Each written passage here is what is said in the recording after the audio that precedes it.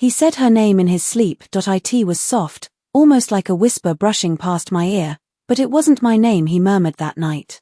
The clock on the nightstand read 12:47 a.m. and the pale blue glow from the streetlight outside painted his face in a quiet kind of guilt. I lay there frozen, the weight of that single name sinking into the mattress between us. Her name was Lena. Now, I know what you're thinking, there are 1,000 innocent reasons my husband could have said another woman's name in his sleep. Maybe he was dreaming. Maybe it meant nothing at all. That's what I told myself too. But deep down, I knew better. Because Lena wasn't just some woman. She was my friend. Or at least, that's what she always reminded me, we're just friends. For years I believed that we'd known each other since high school, me, the timid girl who kept her secrets close, her, the radiant one who always felt too comfortable with everyone else's boundaries. She had that kind of charm that made her easily forgiven. Everyone said she was harmless. And I wanted to believe it, wanted to see her as family, because that's what she called herself. You're like my sister, she'd laugh, and I'd laugh too, but sisters don't text your husband at midnight. The night I caught her was quiet, painfully so. The kind of quiet that makes every sound louder, the hum of the refrigerator, the faint tapping of rain against the kitchen window, even the click of my husband's phone as a notification lit up his side of the bed. I saw her name, Lena, just one word glowing on the screen. I hesitated only once. Then I picked it up. My fingers unlocked it before my conscience could scream at me to stop. I shouldn't have read it. But curiosity wounded by mistrust doesn't listen to reason. The message was short. You up? I can't sleep again. That was it. Nothing explicit. Nothing damaging enough to confirm what my body already knew. But it felt wrong. That casual intimacy between them. The familiarity. There again. I stared at that message for a long time.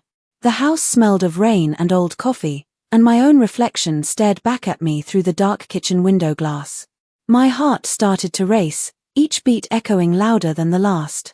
I wanted to shake him awake and demand answers, but the fear of hearing the truth kept me still. Instead, I put the phone back, perfectly where it was.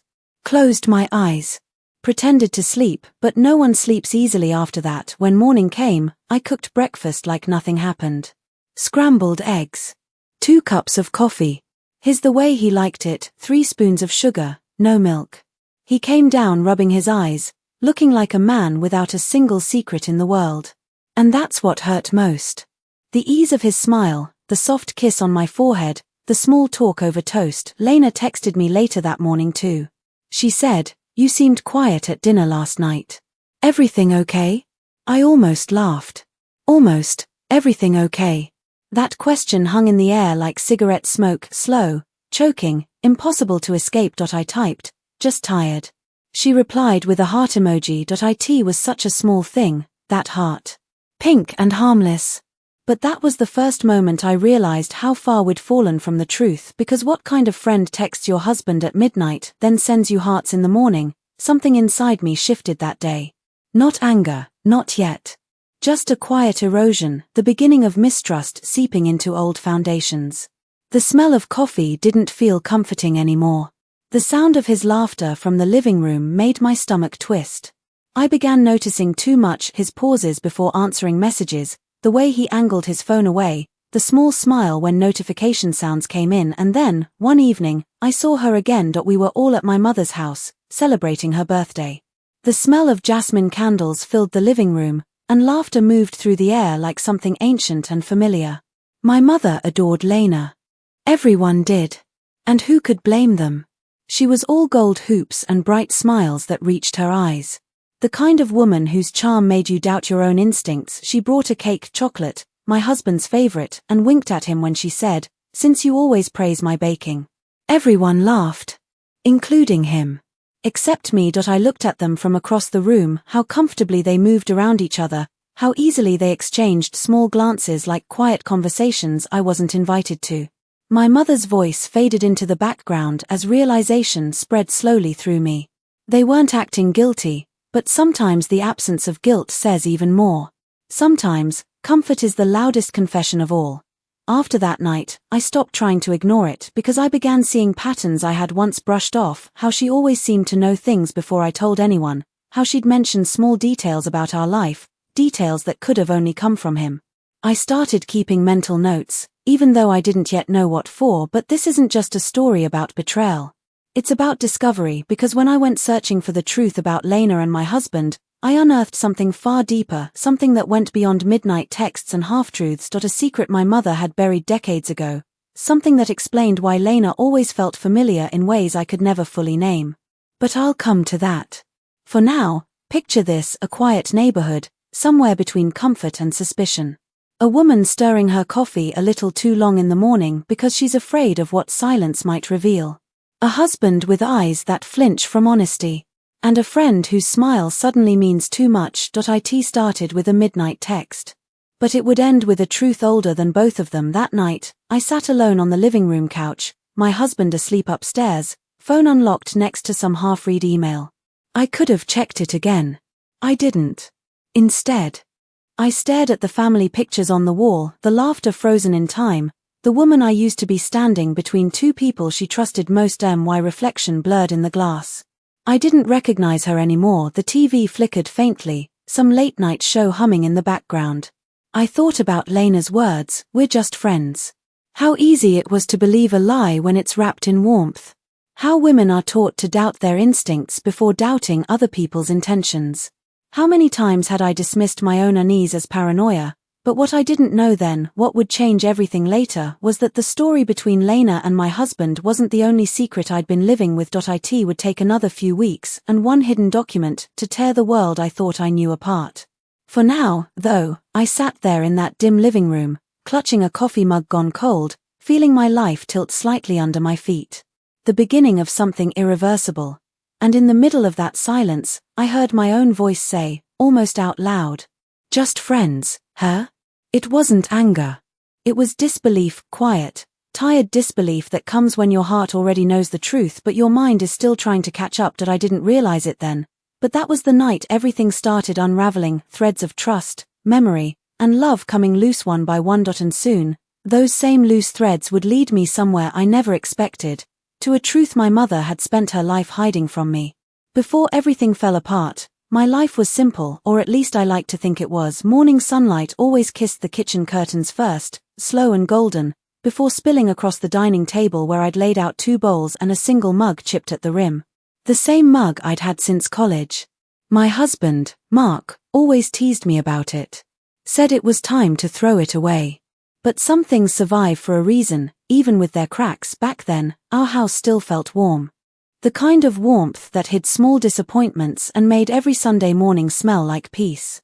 My days moved in quiet routines: coffee, soft gospel music humming through the radio, laundry folded on the couch while my phone buzzed with Lena's voice notes about her day. She'd send things like, "Girl, if you saw what my coworker wore today, you'd scream," and I'd laugh, pretending not to notice how her jokes sometimes had an undertone, like she always knew exactly how to make people feel something, even in silence. We grew up 2 streets apart. Lena was my mother's favorite of my friends. My mother loved her confidence, her sharp tongue softened by laughter. I still remember being 10 years old, my mother combing my hair at the kitchen table while Lena ran in carrying our school books. My mother's eyes always followed her, a quiet admiration wrapped in something else. It's strange to look back now and see signs that didn't make sense then. Our neighborhood was small and familiar. The kind where everyone's business was half whispered and half known.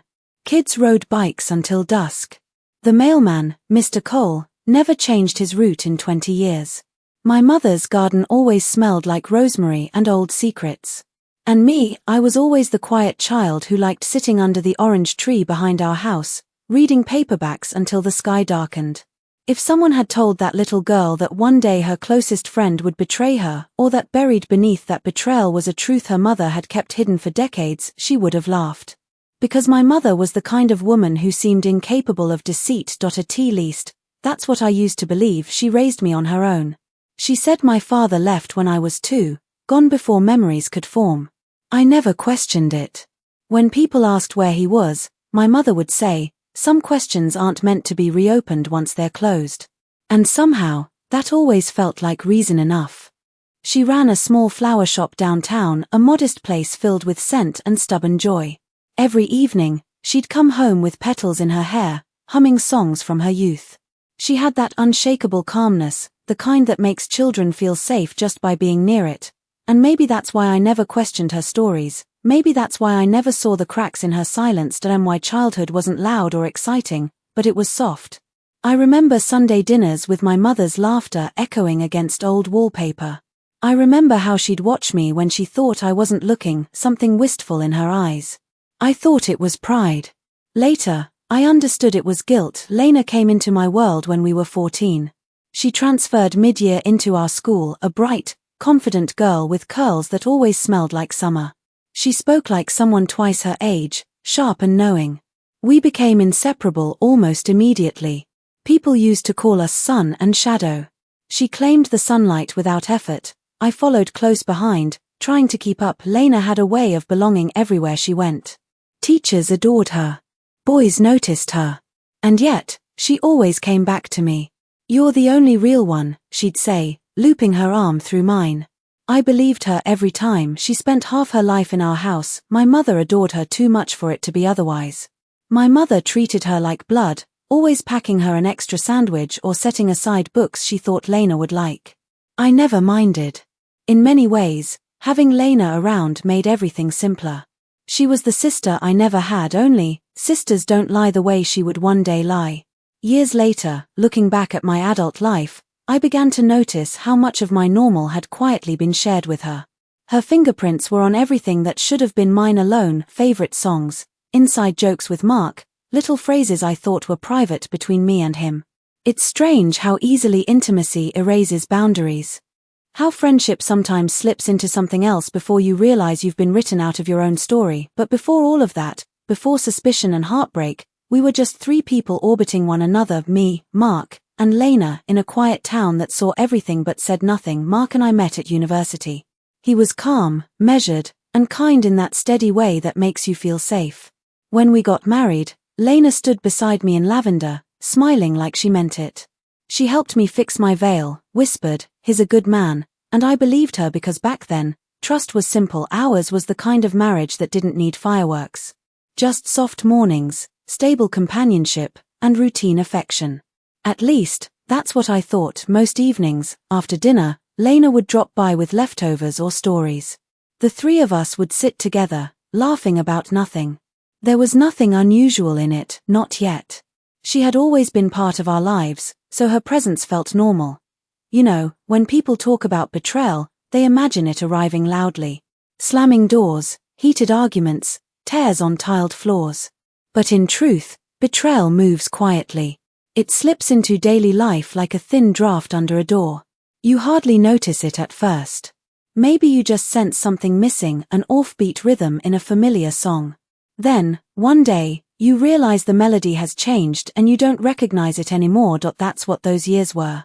Peaceful on the outside, but brittle beneath the surface. My mother, still running her flower shop, adored Mark and Lena equally.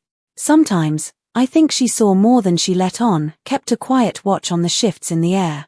Her eyes lingered a little longer when the three of us were together. But she never said anything.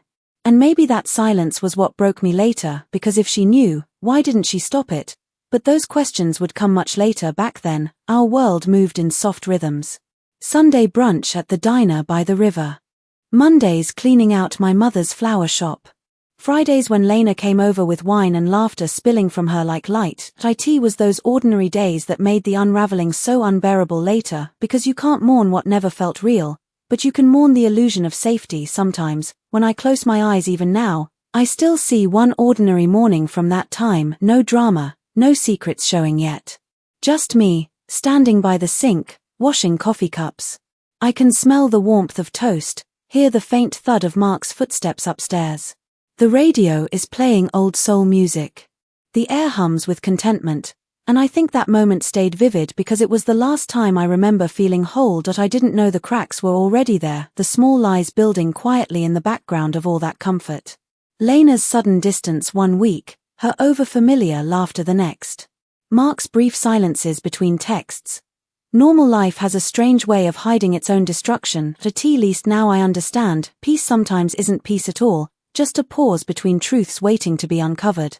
Suspicion doesn't start like a storm. It begins as a whisper, hiding beneath the rhythm of your days, disguised as coincidence. For weeks after that midnight message, I kept telling myself it was nothing. I told myself to trust my husband, to remember all the years of loyalty, all the good he'd done. But then, trust doesn't vanish overnight, it fades quietly, one unreturned glance at a time. The first real clue came on a Tuesday, the kind of day that pretends to be ordinary. I had left work early. The flower shop was slow that month, my mother was out making deliveries, so I decided to go home and surprise Mark with dinner. I wanted to remind myself that life could still feel simple, that what I'd seen on his phone was an overreaction. I walked into the house humming, grocery bags still hanging from my arms, and then stopped. There was a sound I knew too well. Laughter. Lena's laughter. I froze. It came from the kitchen, rich and carefree, spilling through the doorway. As I stepped closer, my body started to shake, not from fear, exactly, but from the effort of holding myself together. I hadn't invited her. She hadn't said she'd come by. When I finally walked in, there they were. Lena stood by the counter, holding a glass of wine. Mark was leaning against the fridge, smiling at something she'd just said. They looked so comfortable it made my stomach twist. No startled expressions, no guilt flashing across their faces, just ease. The kind of ease that hides history behind it. "Oh hey, surprise," Lena said brightly. "Mark told me you were working late, so I thought I'd keep him company." Keep him company, the phrase landed awkwardly. Intimate, casual. Like something they'd done before. Mark straightened. "Hey, babe. Lena dropped off some stuff for your mom's fundraiser. She was just waiting for you." She smiled. "Yeah, that's all. You okay?" I wanted to say yes. I wanted to nod and turn it into a harmless misunderstanding. But somewhere inside me, something shifted again, small, invisible, irreversible. After that day, I started paying attention. Little details. Patterns.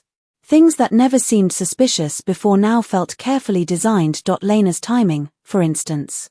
She always seemed to text or call when I wasn't home. Her messages always popped up at odd hours, midnight, early morning. "You awake? Tell Mark I said hi. Remind him he still owes me that favor." I started keeping those texts. Screenshot after screenshot. I told myself it was just in case. But deep down, I was collecting proof for a truth I didn't want confirmed. Then one evening, Lena mentioned something that froze me. We were sitting at a cafe after work, our usual spot. She stirred her tea absent-mindedly and said, "Mark told me he's thinking of changing jobs, right? He deserves better pay." I hadn't told her that. In fact, Mark and I had discussed it privately just 2 nights earlier. Still, I kept my face calm. "Oh, did he?" She smiled, taking a slow sip. "Yeah. He was saying how much the late shifts wear him out. Guess you two talk about work a lot." I looked down at my cup so she wouldn't see my expression. It wasn't what she said, it was how easily she said it. Like my husband was as natural a topic to her as her own life. Like my privacy was shared property. That was when the fear became obsession. Not loud, desperate obsession, quiet, methodical curiosity. I began noticing their social media habits. Her posts timed an hour after his status updates. The same song lyrics, the same movie references, casual comments that fit too neatly. Am I losing my mind? I whispered to myself one night, staring at the ceiling while Mark's soft breathing filled the darkness beside me. But then, he mumbled something again. Half asleep, detached, unaware. And there it was, Lena's name, again. Whispered like prayer. My heart cracked open all over again. The next morning, he didn't notice I hadn't slept. He kissed me on the cheek as usual, grabbed his keys, and left for work. I stood there long after the door closed, my hands trembling around a mug I couldn't drink from that day. While cleaning our bedroom, my phone chimed. A new message, but not from him. From Lena. It said, "Don't forget to wish Mark luck today. I told him he'll crush that presentation." I froze. He hadn't told me about any presentation, but she knew. Sometimes small coincidences are louder than confessions. That's when I stopped making excuses. I began tracing back every interaction, every dinner, every phone call, every excuse for them to cross paths.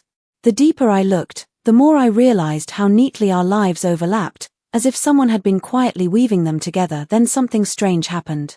My mother called one evening and asked if Lena was doing well. I told her yes, and she went silent for a while before saying, "You girls have always been too close for your own good." It sounded like a warning, but I couldn't tell who it was meant for, me or Lena. "Why do you say that?" I asked. "Because closeness sometimes hides need," she replied softly. "And need isn't always love." I remember staring at the phone long after she hung up, the meaning of her words crawling under my skin like a cold draft. That night, while putting away clothes in Mark's drawer, a folded envelope slipped out from beneath one of his shirts. I didn't mean to pry, not at first. But something made me pick it up. Inside was a photograph. It was old, yellowing at the edges, showing two young women standing side by side, one of them my mother, unmistakable in her youth. The other, Lena's mother. I froze. On the back, in faded ink, was a date from decades ago and a short handwritten note. "For my sweet girls, may they always find family in each other." Girls, daughters, it didn't make sense. My mother had never mentioned knowing Lena's family that well. And yet, there they were, smiling like sisters. Questions started crowding my mind faster than I could answer them. Why would Mark keep that photo? How did he have it in the first place? And what did my mother mean by find family in each other? I tried calling her that night, but she didn't pick up. The next morning, I drove to her flower shop before opening hours. She was out back, unboxing fresh lilies. The scent was overwhelming, sweet and heavy. When she saw me, she forced a smile. "You're up early, honey." I handed her the photo. "Why is this in Mark's drawer?" Her eyes widened. Just for a second, but it was enough. That split moment of recognition, the way she froze, as if ghosts had stepped into the room. "Where did you find that?" she asked quietly. I could barely find my voice. "Is there something you're not telling me?" She sighed, long and weary, setting the lilies aside. "It's complicated." Her hands trembled as she reached for the picture. "Some truths don't come out clean, darling. Sometimes they leave wounds longer than the lies did." "Try me," I said, but she didn't answer. Not that day. She just turned away, whispering, "Let it lie, please."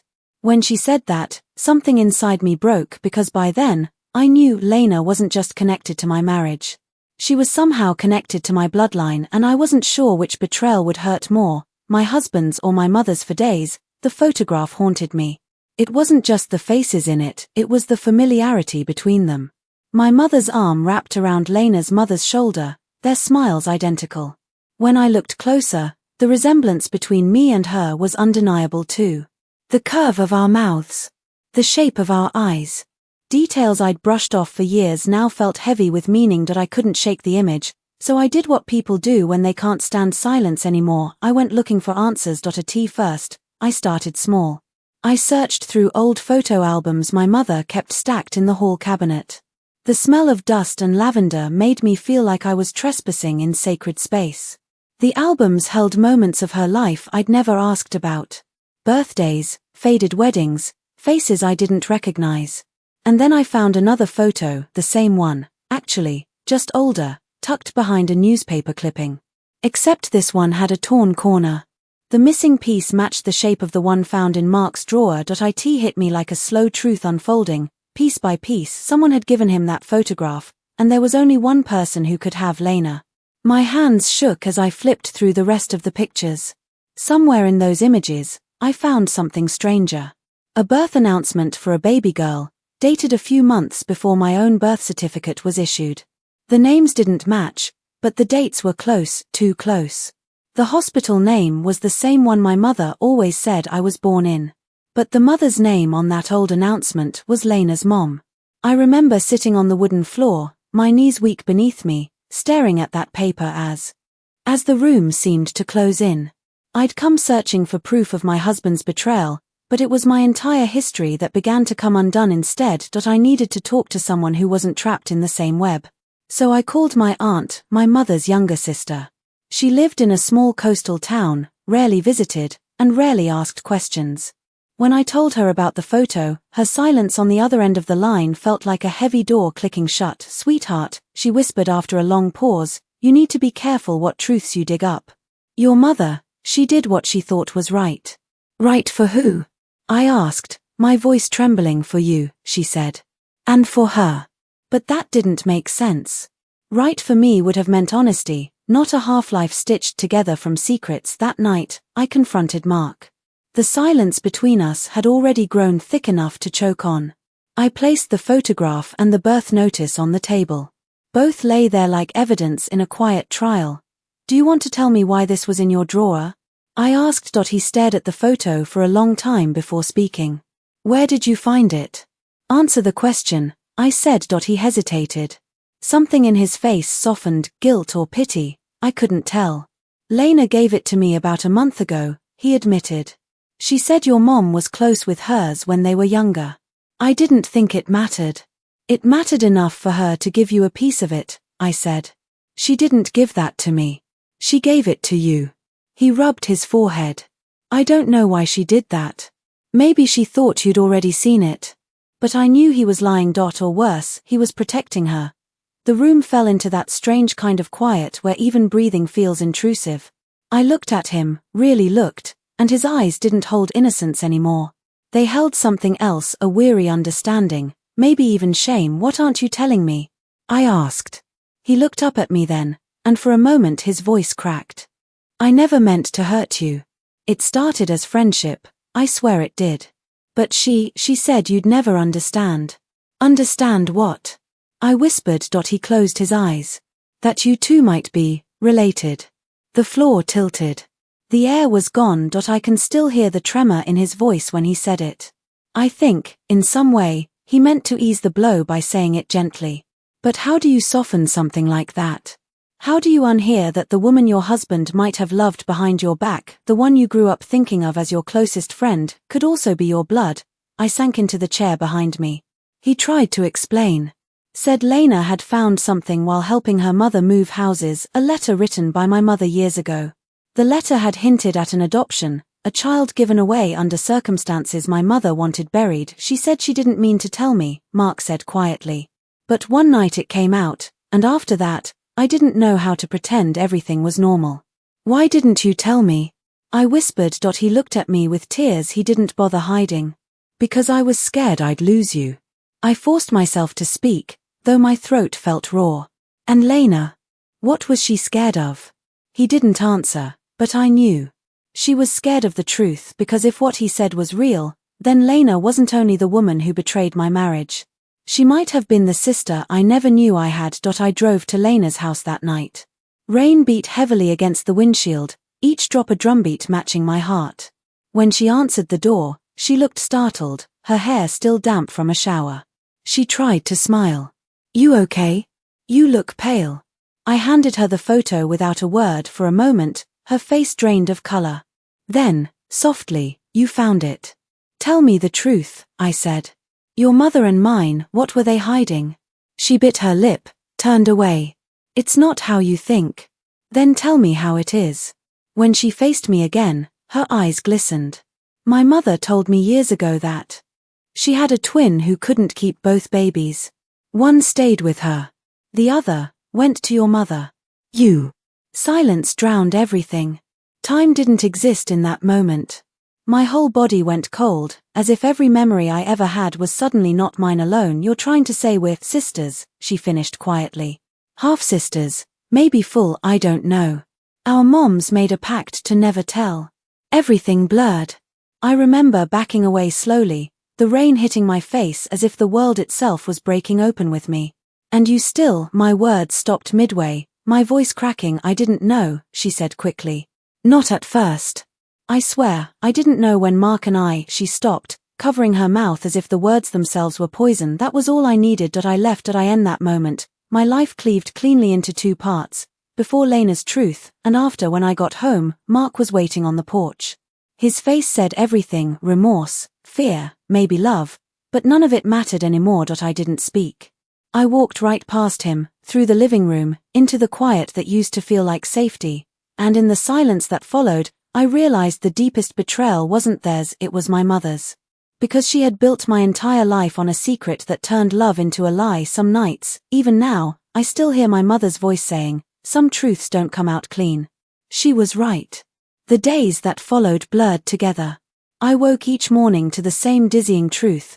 Nothing I believed about my life was entirely mine. Not my marriage, not my friendship, and not even my own bloodline. The house felt smaller now.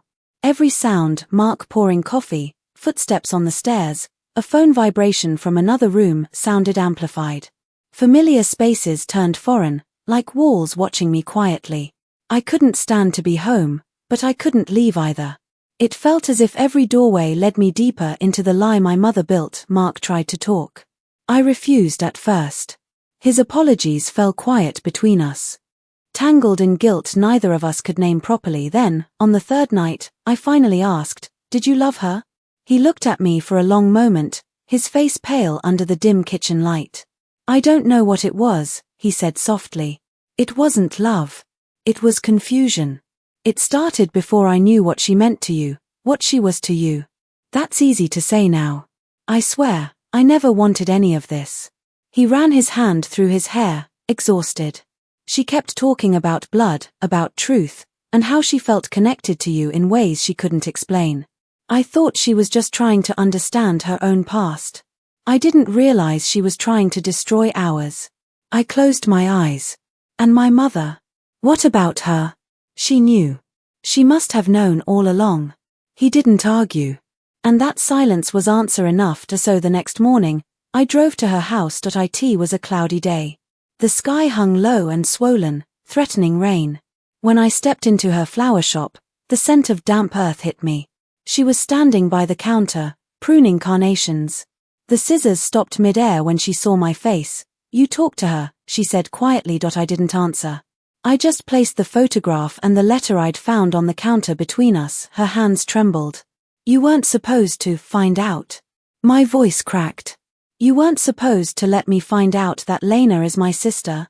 That she's the one you gave away?" Tears welled in her eyes, but she didn't speak right away. The silence between us was as old as the secret itself. Finally, she whispered, "It was a different time. I made a choice I thought I could live with." "What choice?" She took a shaky breath and leaned on the counter for strength. "When I got pregnant, there were complications. The doctor told me only one baby might make it. But both of you were born alive. Your birth father, he wasn't in the picture. My best friend, Lena's mother, she couldn't have children. And she begged me to let her raise one of you. She said it would keep us all connected." I didn't think about what that would mean 25 years later. Her voice faltered. "I thought I was doing something merciful." "Merciful?" I whispered. "You handed away my sister like she was a secret to be hidden. You built my life on a lie." A tear slipped down her cheek. "I was scared, baby. I didn't want people asking questions, judging. I thought I was protecting you." I stared at her, realizing how fear had shaped most of her love. Every decision wrapped in what she called protection. But protection built from lies only isolates. It doesn't shield. I left before she could reach for me. Her voice followed me out of the shop, cracking through tears. "You were both loved. That's all that matters." But in that moment, it didn't feel like love. It felt like abandonment disguised as sacrifice. That night, I sat on the porch steps, phone in hand, scrolling through Lena's social media. Her account was empty. No pictures. No posts. Just a single profile photo removed hours ago. She had vanished as if she had erased herself to start over. And maybe she had to, but I couldn't. I was trapped in the wreckage of her truth, so I decided to trace it further, to find our biological father. The one who vanished before either of us could ask questions. If my mother wouldn't give me peace, maybe he would. That weekend, I spent hours combing through public records, hospital documents, old neighborhood registries. There was always one name appearing faintly, like a ghost at the corner of every page. Edward Cole. I found it in a folder my mother had filed under business receipts. A name that wasn't just paperwork, it was memory she'd tried to bury. My pulse quickened when I saw the address beside it. A small town 2 hours north, coastal, quiet. I stared at that name for a long while. Edward Cole, the surname wasn't common. And funny enough, it clicked too late. Our old mailman, Mr. Cole. The man who never changed his route for years, who paused to greet my mother every morning, his tone too tender, his patience too deep. He always called me kiddo, never by name. My breath caught. Could it be him? The thought made my skin prickle. I pushed the file away, stared at the window, and watched as dusk spread across the backyard, touching everything I thought I knew. What if he had known all along? What if everyone had? That night, I told Mark I was leaving for a few days. He didn't protest. Maybe he understood that I wasn't just chasing information, I was chasing identity. I packed lightly, locked the house behind me, and drove through miles of highway where the world narrowed into silence. My mind kept replaying every tender word from my mother, every shared memory with Lena, every stolen glance between her and Mark. All of it tangled together until I couldn't separate guilt from love anymore. When I finally reached the coast, the air smelled of salt and old rain. I parked in front of a worn wooden house with a porch full of wind chimes. The sea roared somewhere behind the dunes. The name on the mailbox said E. Cole. An ache rose in my throat. I almost turned back.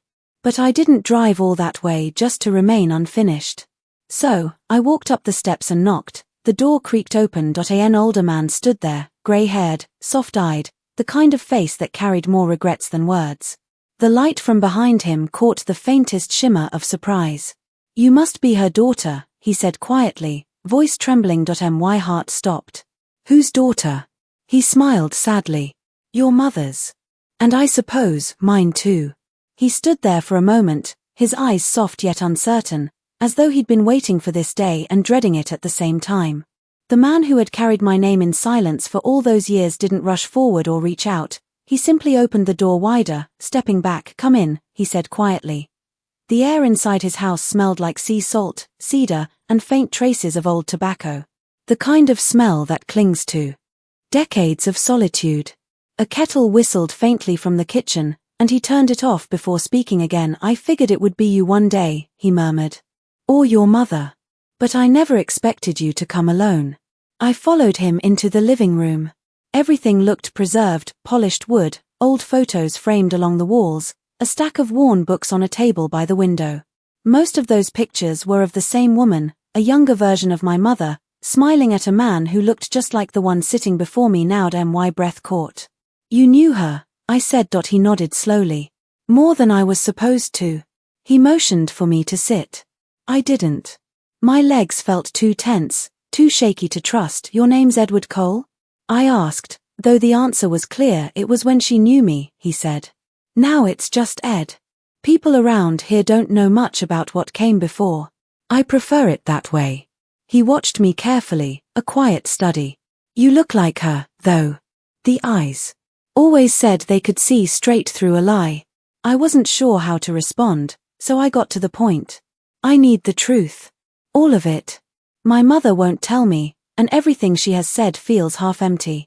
I know about Lena, about the adoption. What I don't know is you. Why weren't you there? Why let it all become this?" He took a long breath, his shoulders heavy. "Because being there isn't always the same as being allowed." I said nothing. He continued, his voice measured but trembling at its edges. "Your mother and I were young. Too young. When she found out she was pregnant, I wanted to marry her. She refused. Said a marriage built on fear wasn't a marriage at all. Then your grandfather found out and made sure I disappeared before you were born. By the time you came, she'd already promised one of you to someone else. I only found out years later, through Lena's mother." "So you left?" I asked. "You just walked away?" His eyes filled with something softer than guilt, resignation, perhaps. "I didn't walk away, child. I was sent away. And by the time I tried to come back, she'd already built her version of your life. One that didn't have room for me." That same line echoed in my head, her version of your life. I thought about all the versions I'd lived believing were truth, my childhood memories, my marriage, my friendships.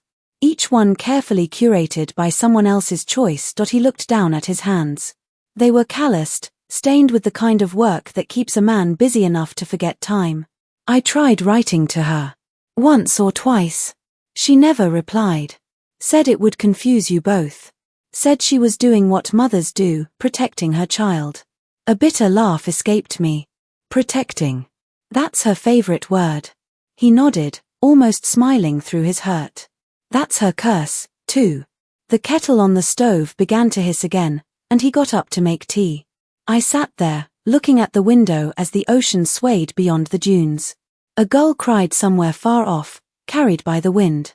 There was something grounding about that sound, steady, familiar, alive. When he returned with 2 cups, he handed me one carefully. "You don't have to forgive her," he said softly. "But try to understand her." Women back then carried shame for things that weren't sins, and that shame becomes its own jail cell. I clasped the warm cup in my hands, staring at the steam rising between us. "Did you ever wonder about me? About her?" "Every day," he said firmly. "And about the other girl too, Lena. But your mother made it clear she didn't want my shadow anywhere near you." He reached for an old photo album on the table and opened it slowly. The first page showed 3 people, him, my mother, and another woman. They looked young, laughing, their hands intertwined across each other's shoulders. In the corner, a handwritten line read, "Family isn't always blood. But sometimes it is more than one heart can carry." It was Lena's mother. He turned to another page, a grainy picture of 2 baby girls wrapped in identical blankets. My throat tightened. Beneath it, the names, Anna and Mara. Neither belonged to Lena or me, at least not anymore. But both had once been ours. "What happened to you after?" I couldn't finish the sentence. "There's no graceful way to tell the truth about losing a family you never got to build," he said quietly. "I stayed here. Worked on boats. Tried to move on. Some loves don't leave, though, they just live quieter in the background." He held my gaze.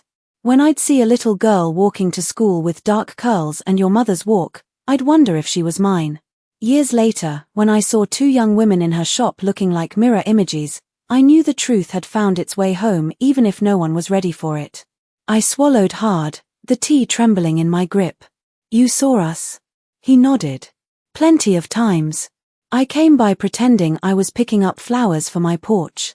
She'd freeze every time, afraid you'd see something in me you weren't meant to." Memory started clicking into place like puzzle pieces. Mr. Cole's kind smile when I was little, how he always lingered a moment longer when my mother was near, how she never let me answer the door to him. "So all those years, you were right there," I said. "Right there," he whispered. Something broke inside me, not in anger, but sorrow. For him. For her.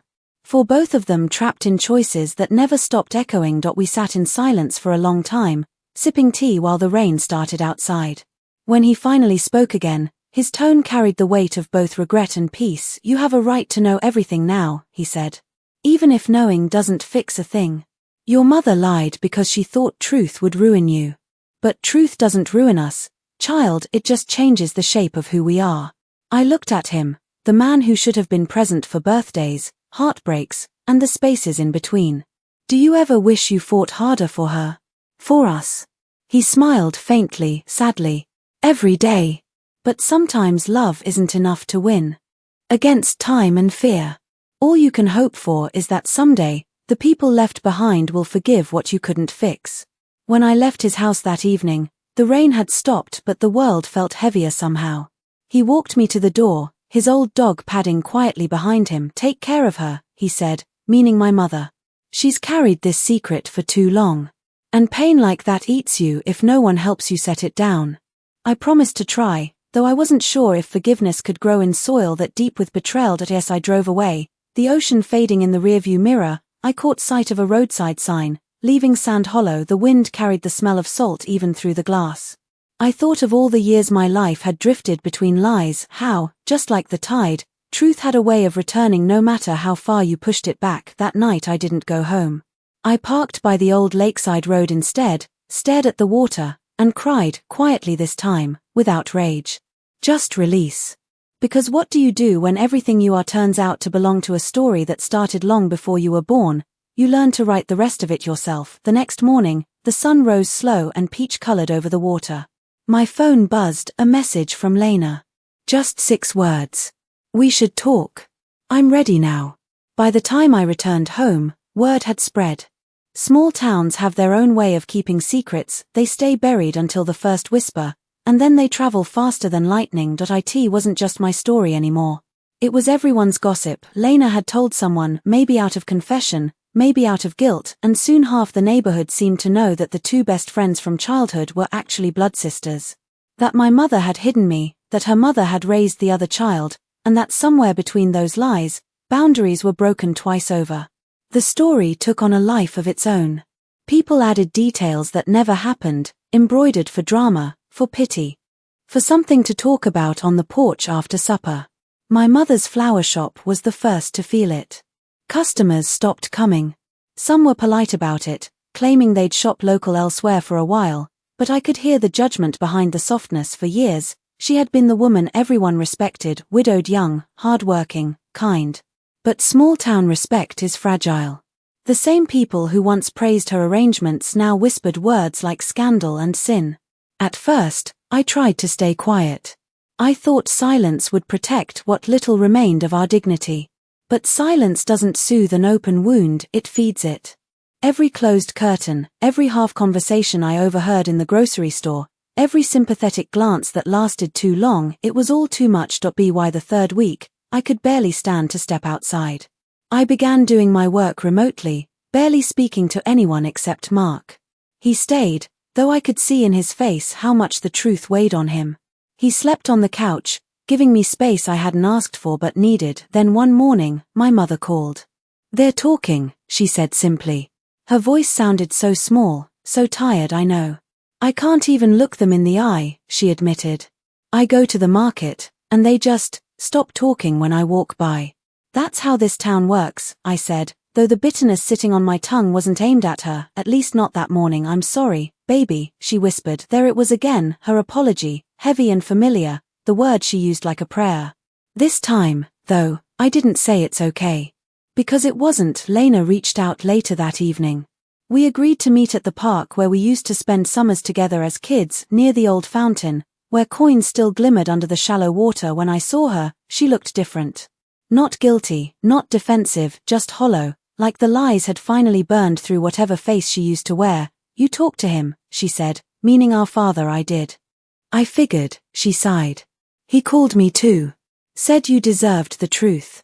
I watched her kick at a pebble, her rings catching the weak afternoon light. "You told people," I said. It wasn't an accusation, it was just another truth that hurt. Her shoulders tensed. "I didn't mean to. I talked to someone from my church. I needed to make sense of it. I didn't think it would spread this fast." "It always spreads this fast," I said quietly. She nodded, tears forming at the corners of her eyes.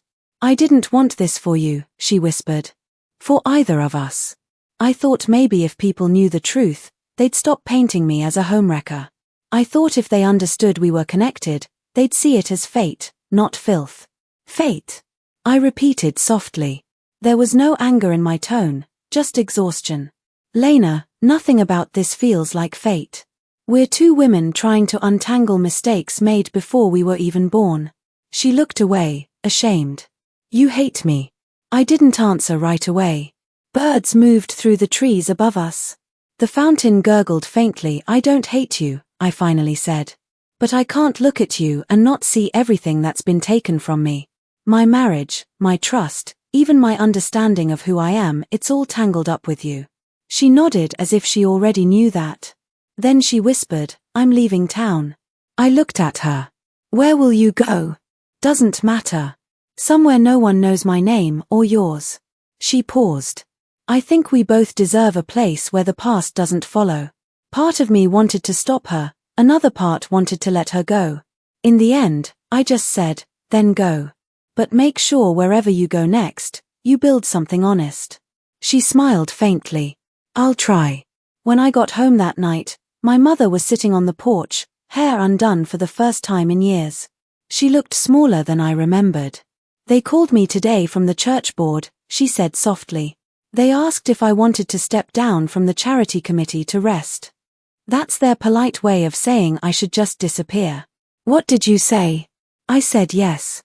Maybe I should have disappeared years ago. I sat beside her. The wooden step creaked under our weight. The air smelled of wet pavement and flowers gone stale. For a long moment, neither of us spoke. Then she murmured, "You've seen him, haven't you? Your father." I nodded. "Was he angry?" "No," I said. "Just tired." She looked down at her hands. "He always was. Tired of being the right kind of man in a place that rewarded the wrong ones." I didn't know how to answer that, so I asked something that had haunted me since the beginning. "Why did you give Lena away and not me?"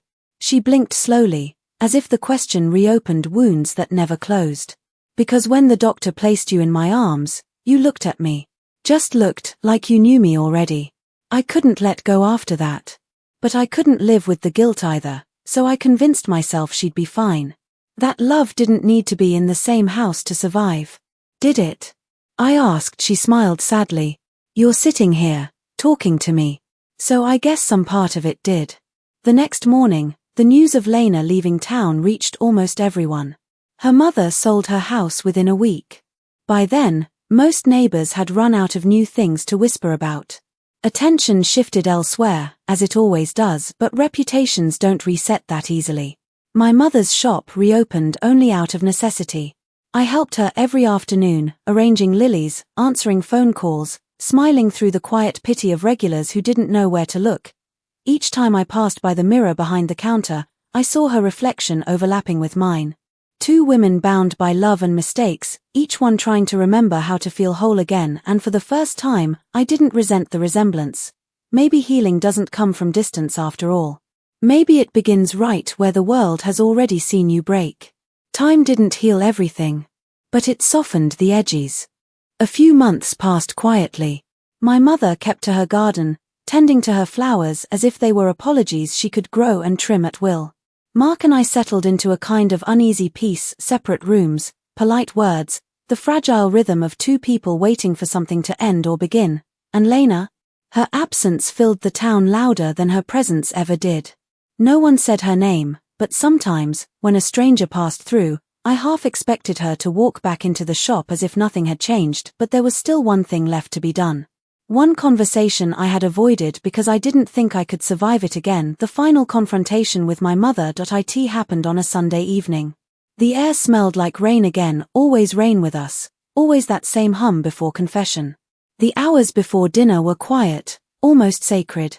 I found her sitting on the back porch, pruning dead leaves from her roses. She didn't look up when I stepped outside. I knew you'd come, she said softly, her voice steady but tired. I've been waiting. I sat across from her. The wooden planks creaked in that familiar way, the sort of small sound that brought back years of simpler evenings spent just like this, but with far less truth between us. For what? I asked. For you to be ready to ask what you really want to ask, she said, cutting another stem. I looked at her, the lines deeper now, the exhaustion clear but dignified. I thought I'd come here angry, I said. But it's not anger anymore. It's emptiness. Like you took everything that made me me, and wrote your own story over it. Her hands slowed. I didn't mean to steal your life, child. But you did, I said quietly. You decided who my father was. You decided who my sister got to be. And when the truth started cracking through, you just told me to let it lie. How many times did you plan to bury it before it buried you? She finally looked at me, and for the first time, there was no defense in her eyes.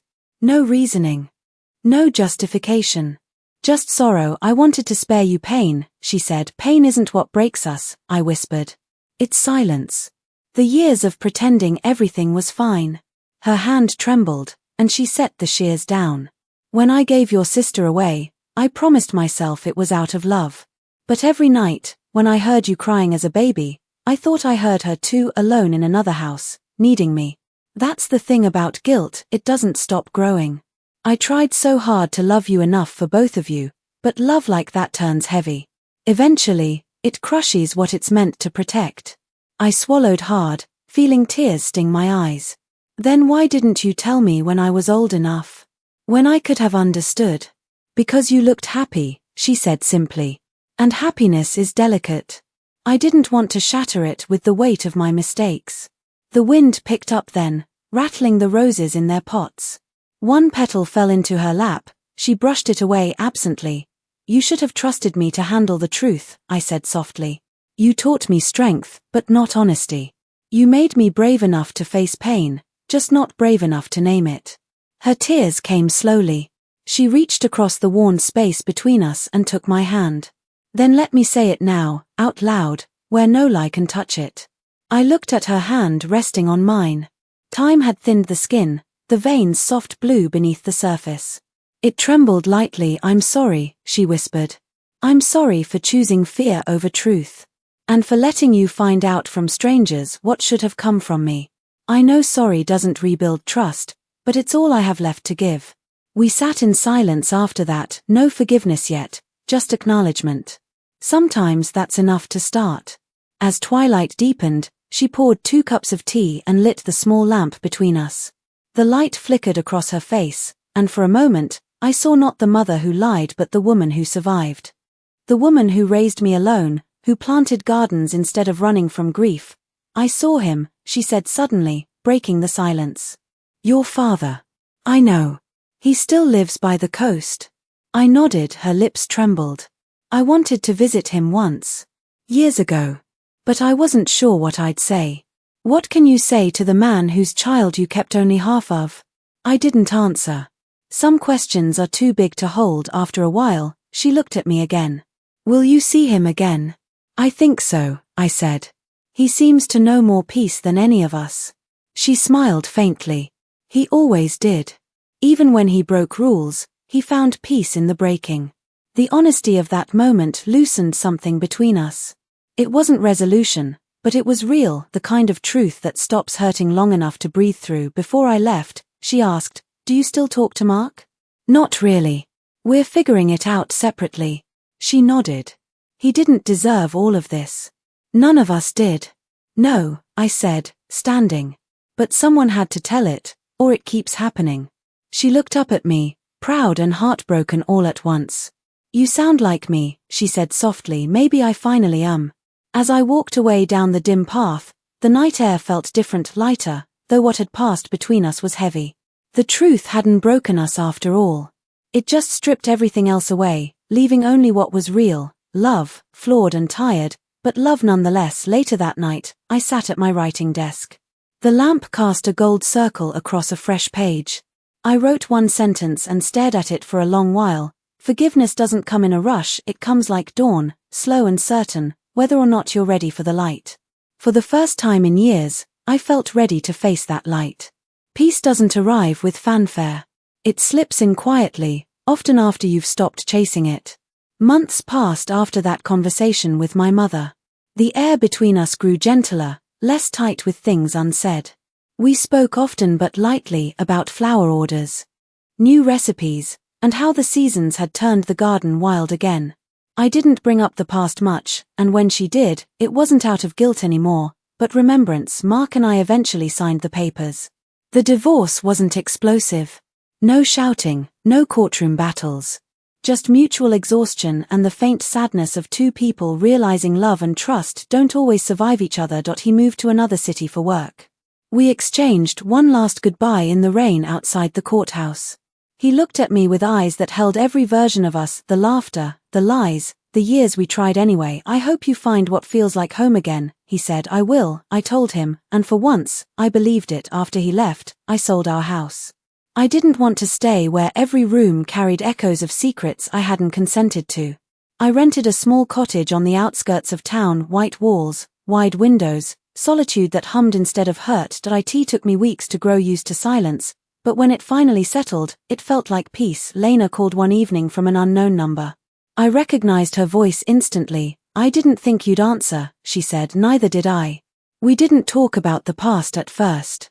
We talked about small things, her new job at a bookstore, the smell of sea air where she was staying, the sound of waves outside her window. Eventually, though, she said, do you ever think we'll be okay? I took a deep breath. Being okay isn't one thing. It's a choice you make every day, some days harder than others. She was quiet for a moment. Then she said, you know what's strange? Sometimes when I look in the mirror, I see you looking back. Not just resemblance, something about the way we both look tired even when we're smiling. I almost laughed. Maybe that's how survival looks. She didn't disagree.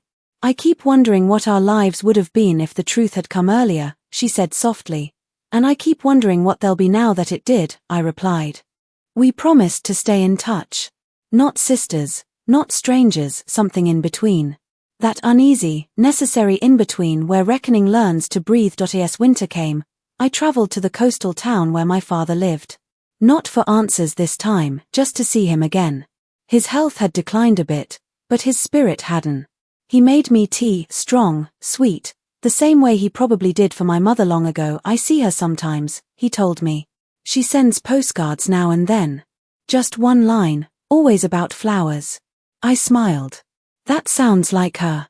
He nodded. You talk to her more now? Every day. He smiled gently. Then she finally did something right. We both chuckled, and in that moment, the weight between them, the decades stolen by silence, felt slightly less impossible to forgive. Later that afternoon, he took me to the cliffside overlooking the sea. The wind carried hints of salt and wild thyme. Below us, waves beat against the rocks, steady and ancient. He pointed out to the horizon. You see that line out there? That's where the water meets the sky, but only from here. Get closer, and it disappears. I looked at him curiously. Truth is like that, he said. It looks like an ending at a distance, but when you get close, it turns into a beginning. That stayed with me. When I returned home, I found my mother sitting at her kitchen table, working on a bouquet of lilies and small white daisies. She looked up and smiled faintly. For Lena, she said before I could ask. She sent me her new address. You're talking again? Letters, she said. It's easier to be honest on paper. I picked up one of the daisies, rolling its stem between my fingers. She called me, I said. She sounds better. She will be, my mother whispered. She has stubbornness in her blood. Both of you do. I placed the daisy back in the vase. For the first time, I didn't feel like two halves of different worlds colliding. I just felt whole, unpolished, imperfect, but whole. Spring arrived slowly that year. The town began to forget, as towns do. New stories replaced old ones. The flower shop reopened for weddings and anniversaries. My mother smiled more freely now, even laughed with customers again, and I started writing. At first about small things, memory, forgiveness, the quiet connections we don't notice until they've already defined us. My first published piece was titled The Space Between Us. It wasn't about family, not directly, but anyone reading could feel the pulse of it, grief turning to acceptance, loss becoming soil for something new. One morning, I received a small brown envelope in the mail. There was no return address. Inside was a photograph. Lena and her mother, standing on a beach. Both smiling. On the back, in Lena's handwriting, were the words, "Some families are made twice, once by blood, once by truth." I set it on my writing desk and left it there, right next to a picture of my mother holding me as a baby.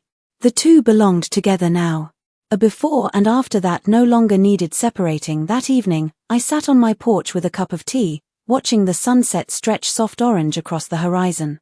Somewhere in the distance, wind chimes sang faintly, and for the first time, I didn't feel haunted by Lena's name, or betrayed by my mother's choices, or broken by Mark's silence. I just felt grateful to know where I came from, to know who I was, and to finally understand that peace isn't the absence of pain. It's learning how to live gently beside it. There's something sacred about truth. It doesn't ask for permission to arrive.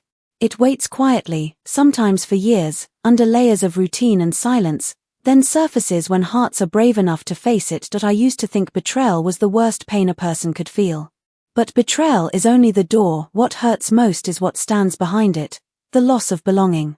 When that door opened for me, I spent months standing in the ruins, wondering who I was supposed to be now that the story I'd lived wasn't the story I was born into. Now I know. You don't rebuild the same life, you build an honest one, even if it grows from broken pieces. Some nights I still wake up thinking about that first moment, the midnight text, the cold glow of Lena's name on my husband's phone. I remember how small that message seemed and how it changed everything. But if I'm being honest, that message didn't destroy me. It just revealed the cracks already waiting in the walls of my world. The unraveling wasn't the end of my story, it was the beginning of finding the real one. My mother and I talk every morning now. Sometimes she calls just to tell me what's blooming in her garden. Sometimes silence fills the line, soft but steady, the kind that means 100 things are forgiven without needing to say a single word. She's older, slower, but lighter. She laughs more. Maybe that's what release sounds like, a laugh freed from decades of keeping quiet. As for Lena, every now and then she sends postcards. Always handwritten, always brief. The last one didn't say much, just a picture of a sunrise over water and 3 words, "Found my peace." I keep it tucked between the pages of a book my father gave me, one filled with old poetry about forgiveness and tide and time. When I read it, I think of all three of them, my mother, Lena, and him, all carrying their share of the same truth, all trying in their own ways to set it down. And though I don't say it out loud, each time I close that book, I whisper thank you for the pain that taught me to see. For the silence that taught me to speak. For the lies that showed me the value of an honest life. Because here's what no one tells you about healing: it doesn't make you whole again in the way you were before. It just teaches you to love the shape of your scars. I look at mine now, the invisible kind, carved into memory, and they don't make me flinch anymore. They remind me that survival means staying tender, even when the world has been unkind. If you've ever looked at someone you trusted and realized they'd built a version of love that left you out of it, I want you to know this: the truth might break you, but it never leaves you empty. It leaves you open. Open to remembering who you were before the lies reshaped you. Open to seeing yourself not as a victim, but as a witness to what happens when courage finally outruns fear. Tonight, as the wind rolls through the trees outside my window and the soft hum of the night settles around me, I can finally say I'm not angry anymore. Not at my mother. Not at Lena. Not even at Mark. They were all just people, flawed, frightened, human just like me. And if there's meaning to be found in all this, maybe it's this: love is rarely pure, truth even less so. But both are worth the pain they bring, because they make us real. So, if you ever find yourself standing at the edge of a truth you didn't ask for, trembling between heartbreak and clarity, ask yourself the same question that still echoes in my heart tonight: what would you choose? Would you run from the truth to keep the peace? Or face it, knowing peace might only come once everything else is gone? Because sometimes, the only way to save yourself is to let your old life crumble and walk away. Barefoot, trembling, but free, and maybe that's what love looks like in the end. Not holding on tighter, but letting go with grace. You know, sometimes life doesn't tear us apart, it just quietly rearranges us. And maybe that's what this story was really about. Not betrayal. Not anger. But the long road toward understanding that even broken love can leave light behind. When I look back now, I don't see villains. I see people, scared, flawed, trying their best to love with the tools they were given. And maybe that's how most of our stories go. So if you've ever found yourself standing in the middle of a truth that scared you, if you've ever looked love in the eye and realized it wasn't what you thought it was, then this story was for you. Because sometimes, family isn't about who stayed or who left, it's about who still hopes for your healing, even from a distance. Would you have done what I did? Would you have chased the truth, even if it cost you everything? Take a breath. Think about it. And tell me in the comments, what would you have done if this story spoke to you tonight? Go on and hit that like button. Subscribe for more stories that speak to the heart. And share this with someone who might need a little reminder that healing doesn't always come the way we want. But it always comes when we're ready.